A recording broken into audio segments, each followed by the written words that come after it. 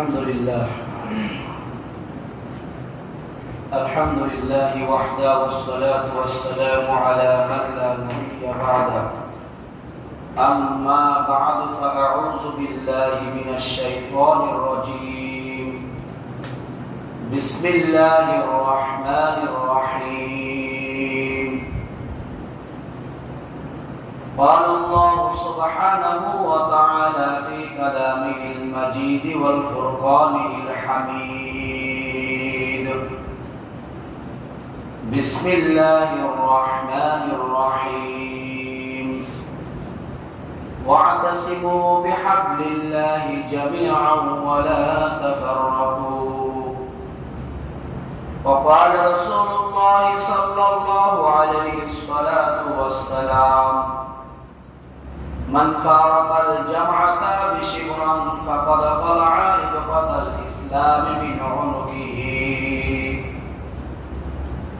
وقال الشاعر بني آدم أعضاء قدران كدر أفرني شزند زهارات أي خدا دے ہم کو باہم اتفاق دے توفائل حضرت شاہ براق وقال تعالى في شان حبيبه عامرا ومحبرا يا أيها الذين آمنوا صلوا عليه وسلموا تسليما محبت الشرد الشريف اللهم صل على سيدنا ونبينا وشفيعنا وحبيبنا ومولانا محمد صلى الله عليه وعلى آله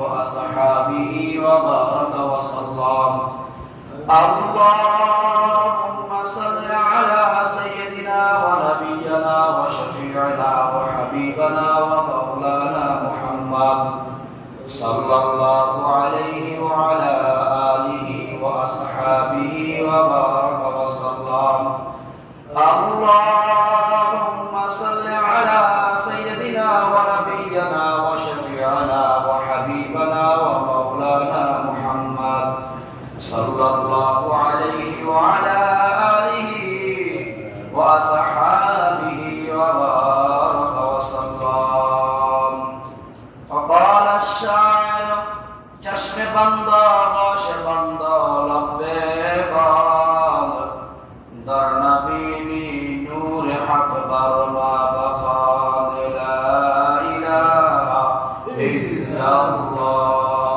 لا إله إلا الله لا إله إلا الله لا إله إلا الله لا إله إلا الله لا إله إلا الله محمد رسول الله সবাই বলি সাল্লাল্লাহু আলাইহি ওয়াসাল্লাম আলহামদুলিল্লাহ জুমার দিন আগত সম্মানিত মুসল্লিনে কেরাম আল্লাহ পাকের আশিকিন জাকিরিন খাস মুহিব্বিন বান্দাগণ জনাবে মুহাম্মদ রাসূলুল্লাহ সাল্লাল্লাহু আলাইহি ওয়াসাল্লামের সম্মানিত উম্মতগণ সর্বপ্রথম রব্বে কারীমের দরবারে শুকরিয়া আদায় করি যে রব্বে কারীম আমাদেরকে ভালোবেসে মায়া করে দয়া করে জুমার হুকুম পালন করার জন্য জুমার মসজিদে এসে আগে ভাগে এসে নফল সুন্নাত পড়ে কিছু কোরআন হাদিসের কথা বলা ও শোনার জন্য তৌফিক দান করেছেন এজন্য শুকরিয়া আদায় করি বলি আলহামদুলিল্লাহ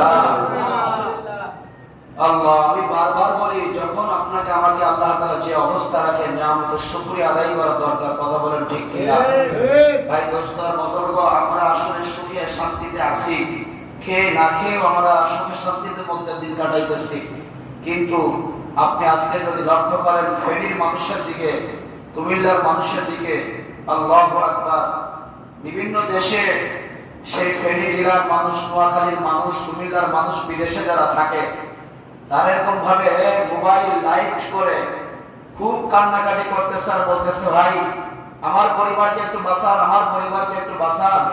আমার টাকা আছে, পয়সা আছে, সবকিছু আছে, কিন্তু আমার পরিবারকে আপনারা বাঁচান।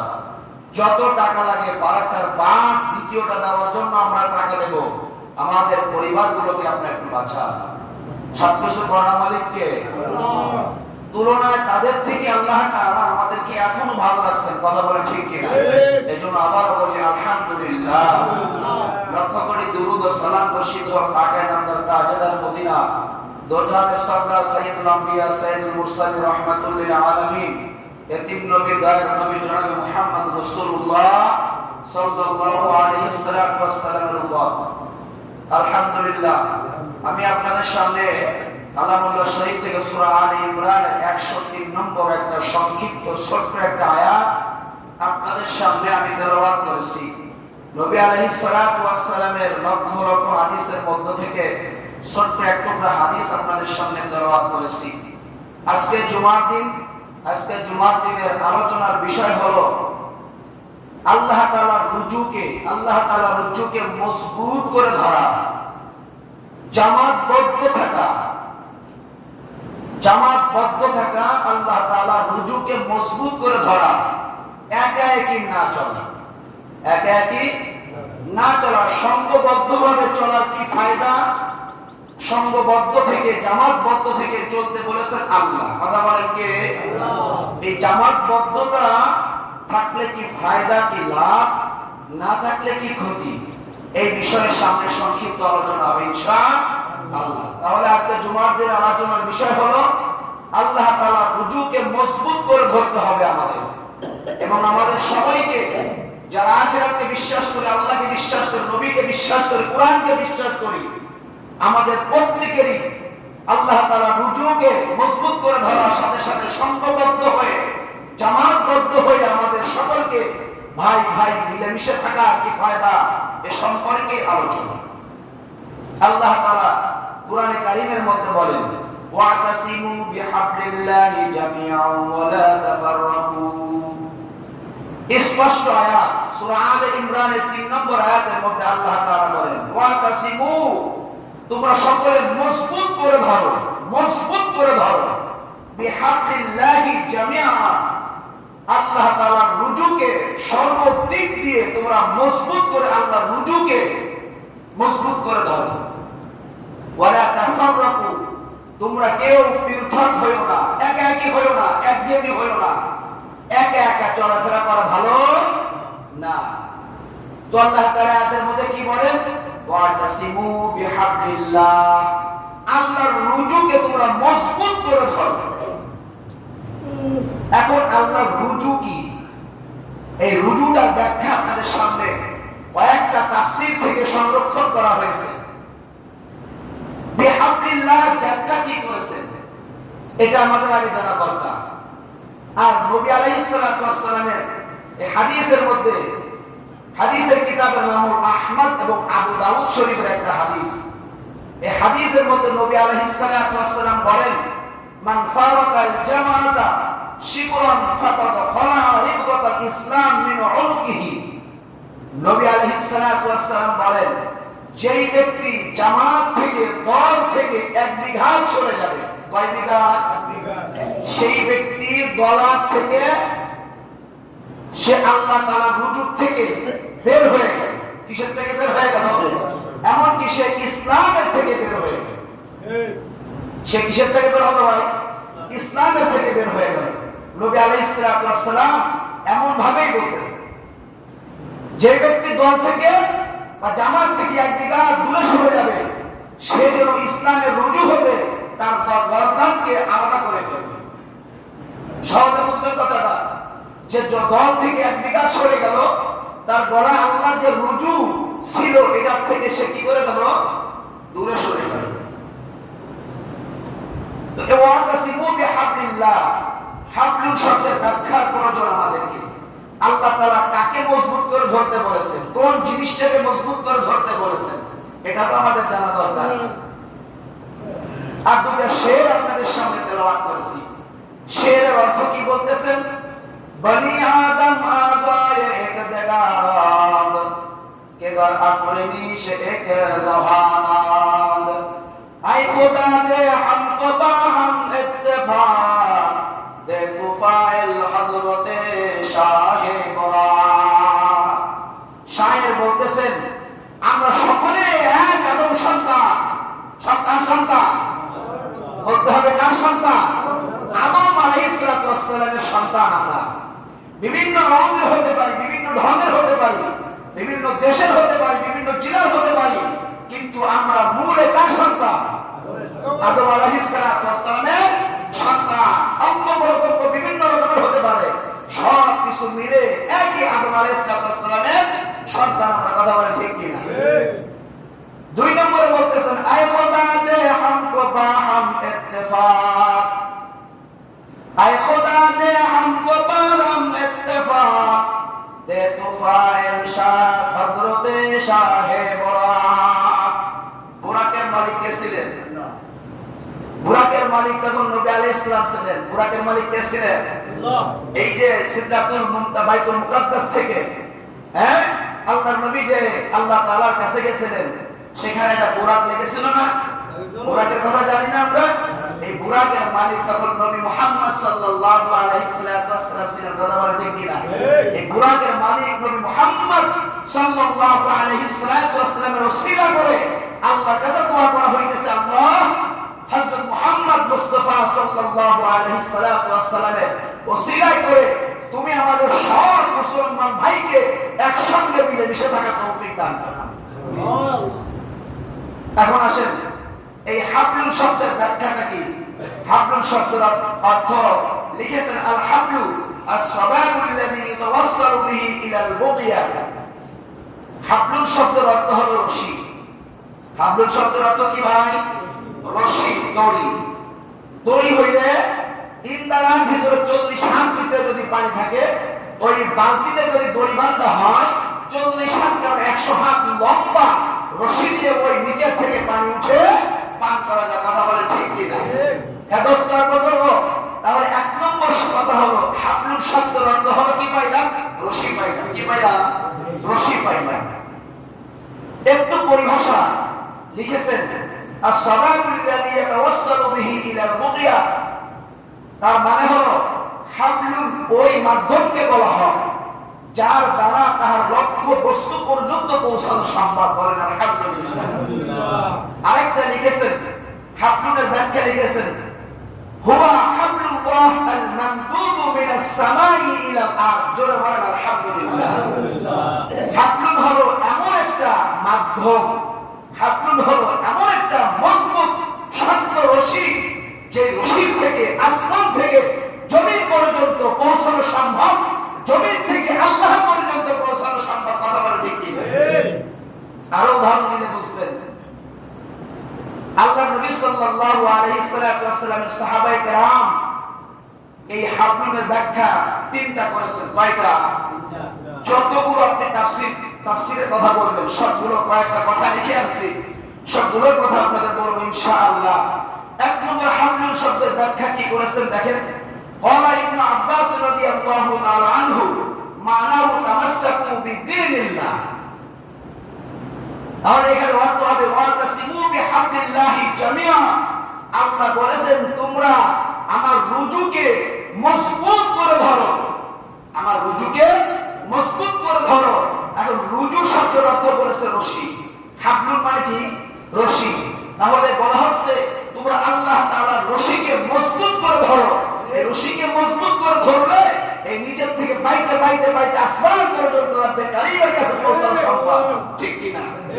নাম্বার 2, এখানে যে ব্যাখ্যা ইবনে আব্বাস রাদিয়াল্লাহু তাআলা আনহু করেছেন যে বিদিনিল্লাহ, আল্লাহ তাআলা পূর্ণাঙ্গ দ্বীন ব্যবস্থা। কি বললাম ভাই? কথা বলেন। আল্লাহ তাআলা পূর্ণাঙ্গ দ্বীন ব্যবস্থা এই কুরআন ও হাদিসে বর্ণিত আল্লাহ তাআলা যত হুকুম করেছেন এগুলো আমাদের মজবুত করে ধরতে হবে, মজবুত করে আমল করতে হবে। আর যেগুলোকে নিষেধ করেছে সেগুলো আমাদের পরিহার করতে হবে। কথা বলে ঠিক কি না? তাহলে আমরা বিদিনিল্লাহ তামাসসাকু বিদিনিল্লাহ, আল্লাহ তাআলার পূর্ণাঙ্গ দ্বীন ব্যবস্থা যদি আমরা মানি তাহলে এই রুজুকে আমাদের ধরা হবে, আল্লাহর দ্বীন ব্যবস্থাকে গ্রহণ করা হবে, মানা হবে, আমরা আল্লাহ পর্যন্ত পৌঁছাইতে পারবো। ঠিক কি না? দুই নম্বর ওয়াকালা ইবনে মাসউদ রাদিয়াল্লাহু তাআলা আনহু, তিনি বলেছেন হুয়াল জামাত। কি বলেছেন ভাই? জামাতের কথা বলেছেন। কিসের কথা বলেছেন? দলের কথা বলেছেন। কিসের কথা বলেছেন? দলের কথা বলেছেন। কে বলেছেন? ইবনে মাসউদ রাদিয়াল্লাহু তাআলা আনহু, জলিলুল কদর সাহাবী, অনেক বড় মাপের সাহাবী। ইবনে মাসউদ রাদিয়াল্লাহু তাআলা আনহু শুধুমাত্র নবীর বাসায় যাওয়ার জন্য অনুমতি ছিল একমাত্র মাসউদ ইবনে মাসউদ রাদিয়াল্লাহু তাআলা আনহু যে কোনো সময় যাইতে পারতেন, যে কোনো সময় যাইতে পারতেন। এই ইবনে মাসউদ রাদিয়াল্লাহু তাআলা আনহু বলতেছেন হুয়াল জামাত। তাহলে ওয়াতাসিমু বিহাবলিল্লাহ ওয়াতাসিমু বিল জামাতিল্লাহ, তোমরা আল্লাহ তাআলার যে জামাত, এই দলবদ্ধতা, এই দলবদ্ধতাকে তোমরা মজবুত করে ধরো, তাহলে তুমি আল্লাহ তাআলার গন্তব্য স্থান পর্যন্ত, তোমার গন্তব্য আল্লাহ, তোমার গন্তব্য জান্নাত, এই জান্নাত আল্লাহ পর্যন্ত পৌঁছাইতে পারবে। তাহলে বিদ্দিনিল্লাহ এক নাম্বার। দুই নম্বর হুয়াল জামাত, জামাতবদ্ধ হতে বলেছে আমাদেরকে। ওয়াকালা আলাইকুম বিল জামাতি ফাইন্নাহা হাবলুল্লাহ আল্লাযী আমারা বিহি। ইবনে মাসউদ রাদিয়াল্লাহু তাআলা বলেন ওয়াকালা আলাইকুম বিল জামাত, অবশ্যই গুরুত্ব সহকারে তোমাদেরকে জামাতবদ্ধ হতে হবে। কেন? ফাইন্নাহা হাবলুল্লাহ আল্লাযী আমারা বিহি, আমারা বিহি। কারণ এই জামাত হলো আল্লাহ তাআলার রশি। জামাত কি ভাই? কথা বলেন। জামাত হলো আল্লাহ তাআলার রশি। এই রশিকে যদি তুমি মজবুত, যেটাকে যে সম্পর্কে আল্লাহ তাআলা হুকুম করেছেন, আর বলতেছেন ওয়া ইন্না মা তাকরাহুনা ফিল জামাতি ওয়াত তাআতি খায়রুন মিম্মা তুহিব্বুনা ফিল ফুরকা। তুমি জামাতের মধ্যে চলাফেরা করতেছো, তোমার জামাতের নেতা, তোমার আমির, তোমার নেতা তোমাকে যেটা বলবে, যে পরামর্শ হবে, এর মধ্য থেকে তুমি কোন বিষয়কে তোমার কাছে সেটা বেরেনে ধরতেছে না, মানতেছে না, তোমার বিবেকে সেটা গ্রহণ করতে চায় না, তুমি অন্যটাকে ভালো মনে করতেছো, ওই ভালোটা মনে করার থেকেও তোমার প্রকৃত ভালো হলো তোমার আমির যেটা বলে সেটা মানতে হবে। কথা বুঝাইতে পারছি? তাহলে আপনারা বলেন যে আমরা আজকে বিভিন্ন দল, বিভিন্ন মতে একা একই যেভাবে চলাফেরা করতে চাই, করতেছি, আমাদের এই একা একই চলা দরকার নাকি জামাতবদ্ধ হওয়ার দরকার? সবাই বলতে হবে জামাতবদ্ধ হওয়ার দরকার আছে কিনা? অবশ্যই জামাতবদ্ধ হতে হবে আমাদের। এখন আপনি জামাতবদ্ধ হবেন, কোন জামাতবদ্ধ হবেন? যেখানে কুরআন ও হাদিস, ইজমা, কিয়াস, নবী আলাইহিস সালাতু ওয়াস সালামের সুন্নাতের পায়রবি আছে, সুন্নাতের পুঙ্খানুপুঙ্খানুরূপ আমল আছে, এইগুলো আপনার বাছাই করে চলতে হবে। কথা বলে ঠিক কিনা? দোস্তর বুজুর্গ, ওয়াকালা মুজাহিদ ওয়া আতাউন বিআহদিল্লাহ। হাবলুনের আরেকটা ব্যাখ্যা হলো আল্লাহর অঙ্গীকার, আল্লাহর ওয়াদা। কি বললাম? আল্লাহর ওয়াদা, আল্লাহর অঙ্গীকার।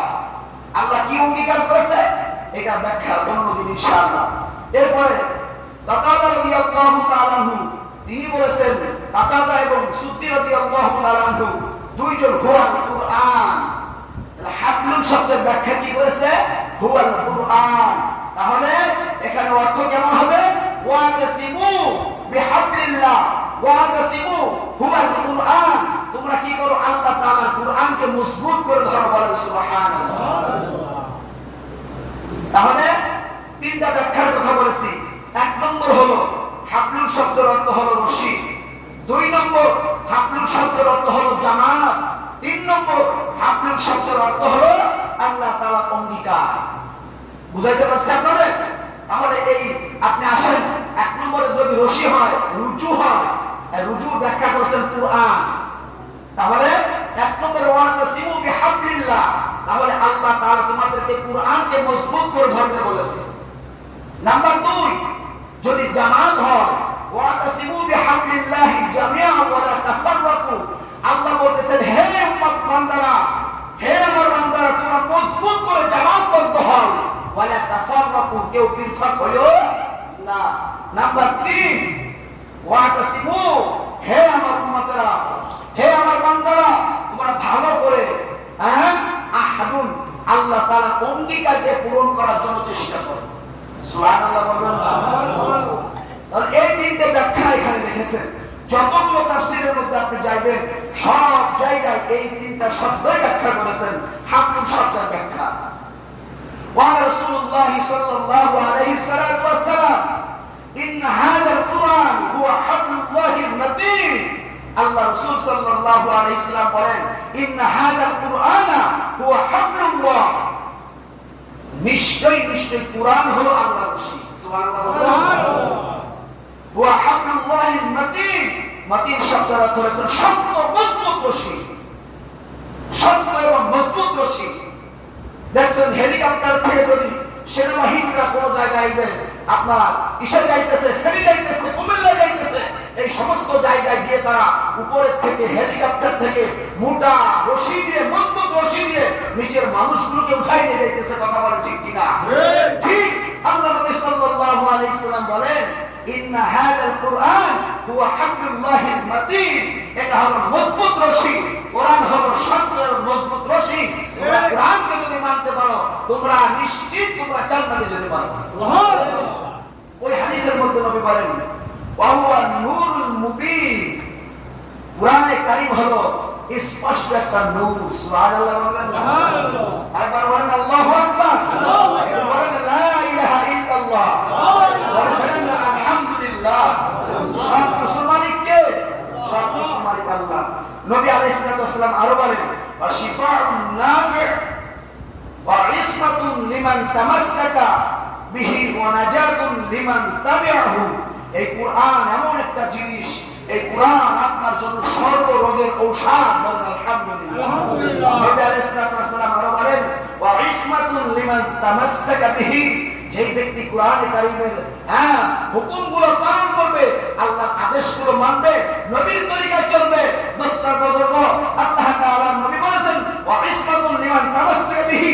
আল্লাহ তাআলা তাকে সব বিপদ থেকে হেফাজত করবে বলেন আলহামদুলিল্লাহ আলহামদুলিল্লাহ নবী আরো বলেন ওয়া নাজাতুন লিমান তাবিআহু ওয়া নাজাতুন আপনি মুক্তি পেয়ে যাবেন সুবহানাল্লাহ বলবেন না সুবহানাল্লাহ আপনি কোরআন মানলে কি পেয়ে যাবেন ভাই কোরআন মানলে আপনি মুক্তি পেয়ে যাবেন বলেন আলহামদুলিল্লাহ তাহলে ওয়াতাসিমু বিহাবলিল্লাহি জামিআ এই আয়াতের ব্যাখ্যা হলো আল্লাহ তাআলা বলতে চায় হে আমার বান্দারা তোমরা আমার রশিকে মজবুত করে ধরো রশি বলতে কি কোরআনে কারীমকে মজবুত করে ধরো হে আমার বান্দারা তোমরা আমার এই জামাতবদ্ধ হয়ে বসবাস করো তাহলে তোমরা বিনা হিসাবে জান্নাতে যাবা হে আমার বান্দারা তোমরা কি করো আমার অঙ্গীকারগুলো পূরণ করো আমি আল্লাহ তাআলা তোমাদেরকে জান্নাত দান করব সুবহানাল্লাহ তাহলে আল্লাহ তাআলা বলেছেন ওয়া হাবলুল্লাহ ওয়া তাসিমু বিহাবলিল্লাহি জামিআ নবী আলাইহিস সালাম আরো বলেন আল্লাহু আকবার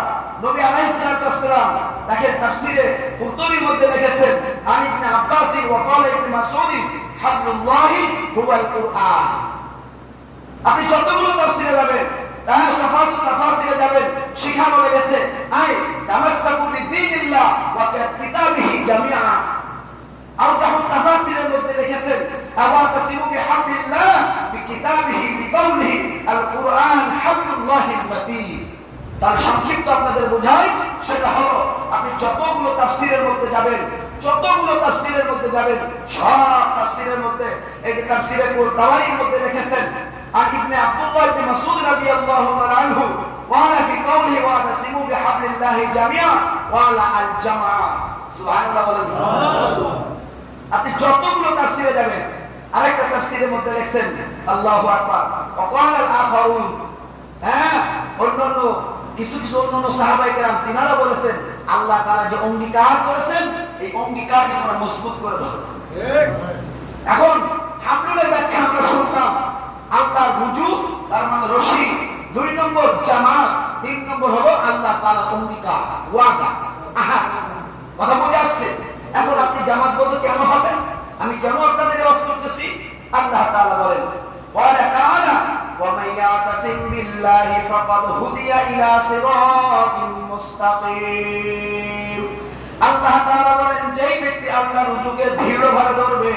আল্লাহু আকবার সেই ব্যক্তি নিশ্চয়ই সঠিক হিদায়াতের পথ পেয়ে যাবে সুবহানাল্লাহ কিসের পথ ধরতে হবে কুরআন কি ধরতে হবে কুরআনকে মজবুত করে ধরতে হবে ওই যে বলা হয় ওয়া মান ইয়াতাসিম বিল্লাহ ওয়া মায়াতাসিম বিল্লাহ, যে ব্যক্তি আল্লাহ তাআলা রুজুকে মজবুত করে ধরবে, ফাকাদ হুদিয়া ইলা সিরাতিল মুস্তাকিম, আল্লাহ তাআলা তাকে জান্নাতে যাওয়ার পথ দেখায় দিবেন। সুবহানাল্লাহ। কেন কোরআন ধরব? এই জন্য কোরআন ধরব। কেন জামাত করতে হবে? সঠিক জান্নাতে যাওয়ার জন্য আমরা কি করব? জামাত করতে হবে। ঠিক আছে না?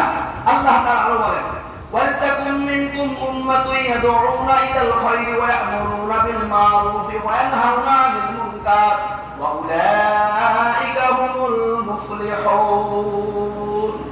আল্লাহ তাআলা বলতেছেন, অবশ্যই অবশ্যই তোমাদের মধ্যে, মানুষের মধ্য থেকে এমন একটি দলকে আল্লাহ তাআলা বেছে নিয়েছেন। আল্লাহ তাআলা এমন একটি দল হবে, তারা কি করবে? ইয়াদউনা ইলাল খায়র, তোমাদের মধ্যে এমন একটা জামাত থাকতে হবে, এমন একটা জামাত থাকা চাই, যেই জামাতটা সেই দলটা কি করবে?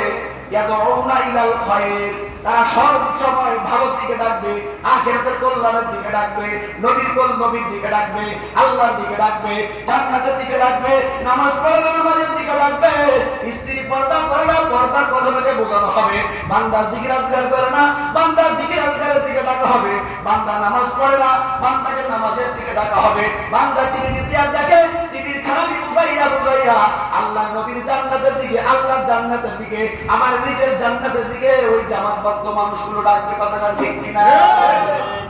এই জন্য একটা জামাত থাকা যায়। আর কি করবে?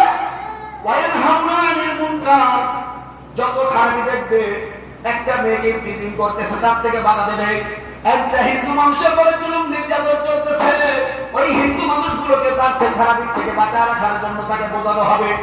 একজন যুবক জুয়া খেলতেছে, এই জুয়া থেকে তাকে বাঁচানোর চেষ্টা করবে। একটা যুবক পেট বৃদ্ধি করতেছে, ওই খারাপি থেকে তাকে বাঁচাইতে হবে। কথা বলেন ঠিক কিনা? এমন একটা জামাতবদ্ধ আমরা চাইতে চাই না ভাই, সবাই বলেন আমরা শুনবো, জামাত চাইতে চাই না। আমরা কোরআন হাদিসের বর্ণিত আমল যারা পূর্ণাঙ্গ রূপে করবে, এমন একটা সুন্দর জামাতের সঙ্গে আমাদের থাকা জরুরি। থাকলে কি হবে?